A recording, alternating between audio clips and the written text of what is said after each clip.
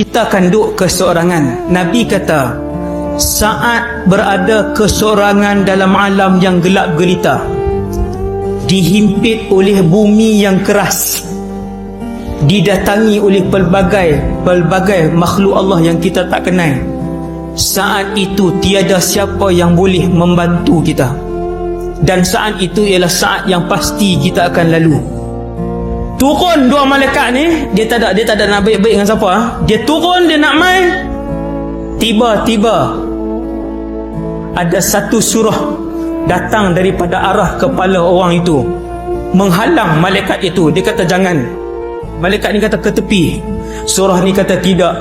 Allah memberikan aku kelebihan untuk aku melindungi orang yang membacaku ketika dunia dulu. Nabi kata surah itu ialah Tabarakalladzi biyadihil mulk wa huwa ala kulli syai'in qadir.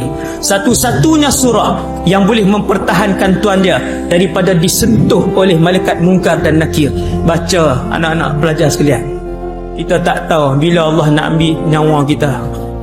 Ingat, saya beritahu ni, ingat, jangan tinggal surah Al-Mulk. Jahat tahu mana pun kita, jangan tinggal surah Al-Mulk.